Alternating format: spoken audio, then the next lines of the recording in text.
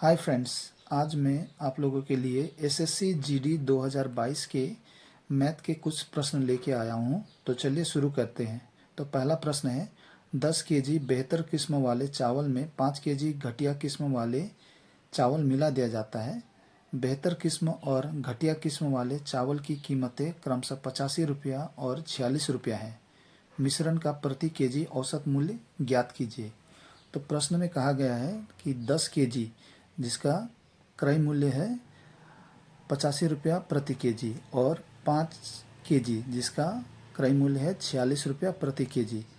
तो ये दोनों चावल को मिला देने पर जो मिश्रण बनता है उसका औसत मूल्य हमें ज्ञात करना है। तो इसके लिए सबसे पहले हम क्या करेंगे, 85 रुपया वाला चावल जो हमने 10 केजी खरीदा है उसको गुना करेंगे तो इसका कुल क्रय मूल्य हो गया 850 रुपया और 46 रुपया वाले 5 किलो चावल जिसको हम गुना करेंगे तो 6 पंचे 30 और 5 छक 30, 5 के 20 दिन 23।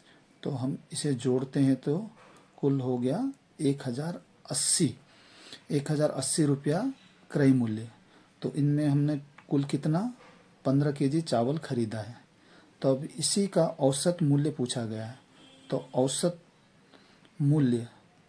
मूल्य हम कैसे ज्ञात करेंगे, तो इसमें से क्या करेंगे, जितना हम लोगों ने कुल रुपया खर्च किया, कुल जो रुपया खर्च किया है 1080, इसको भाग दे देंगे कुल कितना किलो 15 किलो। तो कुल मात्रा से हम भाग देंगे तो 15 में का पहाड़ है 15 सते 105, तो 3 और 0 30, 15 दूनी 30। तो औसत क्रय मूल्य जो है वो 72 रुपया, जो कि आप देख सकते हैं ऑप्शन नंबर डी पर। तो अगला प्रश्न है, पूजा, नेहा और मनोज क्रमशः 16, 22 और 20 दिनों में एक कार्य को कर सकते हैं। यदि नेहा और मनोज दोनों हर दूसरे दिन पूजा की सहायता करते हैं तो कार्य किस दिन समाप्त होगा। तो प्रश्न में कहा गया है कि पूजा, नेहा और मनोज किसी कार्य को 16, 22 और 20 दिनों में कर सकते हैं और नेहा और मनोज हर दूसरे दिन पूजा की सहायता कर रहे हैं। तो कहने का अर्थ है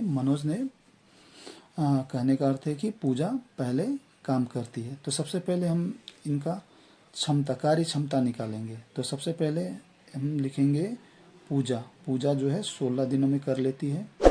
नेहा जो 22 दिनों में अकेले करेगी तो उस काम को कर लेती है और मनोज अकेले करता है तो उस काम को 20 दिन में। तो इनका हम सबसे पहले लसपा निकालेंगे। तो 16, 22, 20 इनका लसपा होता है 880। ये लसपा का मतलब हो गया कुल कार्य। मान लीजिए इन्हें 880 कुर्सियाँ बनानी है। तो 880 कुर्सियाँ बनाने के लिए पूजा को 16 दिन, नेहा को 22 दिन और मनोज को 20 दिन लगता है। तो ये लोग एक दिन में कितनी कुर्सियाँ बना लेंगे ये निकालना पड़ेगा। तो ये क्षमता, एक दिन का काम, एक दिन में ये लोग कितना काम करते हैं ये निकालेंगे। तो 16 से हम भाग देंगे 880 को, तो ये हो जाएगा 16 पचे 80, 16 पचे 80 55। तो एक दिन में पूजा 55 कुर्सी बना लेती है। उसी प्रकार नेहा 22 दिनों में करती है तो 880 कुर्सियों को बनाने के लिए इसको 40 दिन लगेगा। और मनोज को कितना दिन लगेगा, तो इसको भाग देंगे तो 20 चौके 80, 20 चौके 80। अब देखिए ये अगर तीनों एक साथ मिलकर काम करेंगे तो तीनों एक दिन में कितना काम कर लेंगे, इनको जोड़ेंगे तो 5 और 9 13, 139 कुर्सियाँ ये लोग एक दिन में बना लेंगे। लेकिन प्रश्न में कहा गया है कि हर दूसरे दिन नेहा और मनोज पूजा की सहायता कर रहा है। तो पहला दिन, फर्स्ट डे, जो नेहा है कितना काम कर ले, पूजा जो है कितना काम कर लेगी, 55 कुर्सियाँ बना लेगी। तो दूसरे दिन अब इसमें से तीनों मिलकर काम कर रहे हैं तो तीनों कितना काम कर लेंगे, 139। तो इसको हम लोग जोड़ते हैं तो 194। तो कुल कितने दिनों में, एक एक दो, 2 दिनों में जो है 194 कार्य कर लेते हैं। तो कुल कार्य करना है कितना, 880। तो इसको हम लोग गुना करेंगे 880 बनाने के लिए 4 से, तो इधर भी दोनों तरफ 4 से, तो 4 दूनी 8। 8 दिन में कितना कार्य हो जा रहा है, इसको गुना 4 चौके 16, 4 नम 36, 1 37 का 7, हाथ में 3, 4 1 4, 3 7। तो देखिए 8 दिन में कुल 776 काम हो जा रहा है। तो अब इसमें से अगला 9वां दिन जो है, 9वां दिन कौन काम करेगी, पूजा। तो पूजा एक दिन में कितना, 55 कार्य कर रही है। तो 55 इसमें 8 कर देंगे तो 6 5 11, 7 5 12, 1 13, 7 1 8। तो 8वां दिन, कुल 9 दिन में कुल 831 काम हो जा रहा है। अब बचा हुआ हमें टोटल करना है 880। 880 में से 831 घटाएंगे तो 49। ये 49 बचा हुआ काम 10वें दिन में ये लोग तीनों मिलकर काम को ख़त्म कर देंगे। तो 10वें दिन में पूरा काम ख़त्म हो जाएगा। 10वें दिन में ये पूरा काम ख़त्म हो जाएगा।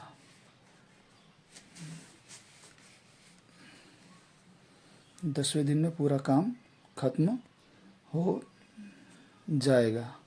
तो ये ऑप्शन नंबर आप देख सकते हैं बी। अब नेक्स्ट प्रश्न देखते हैं। एक वीआईपी बैग पर 20% की छूट थी।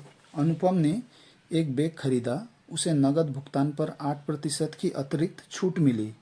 यदि उसने 2208 रुपये का भुगतान किया हो तो बैग पर टैग मूल्य कितना अंकित था। तो प्रश्न में कहा गया है कि एक वीआईपी बैग में 20% की छूट थी।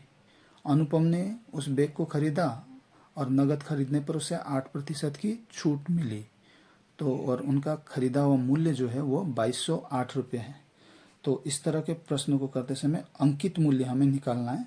तो मार्क्ड प्राइस निकालते समय क्या करेंगे, जो प्राइस में अनुपम ने खरीदा 2208 वो लिखेंगे, इसको गुना कर देंगे।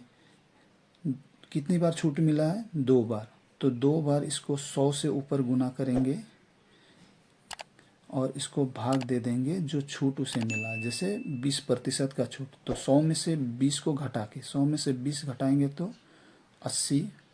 अब दूसरी बार कितना है, 100 में से 8 घटा देंगे तो 92। तो इसमें से 0 0 कॉमन 0 काट देंगे। अब 8 से 8 दूनी 16, 22 में 16 गया तो 6 6 0 60, 8 8 7 56, 60 में से 56 गया तो 4 4 और 8 48, 8 6 48।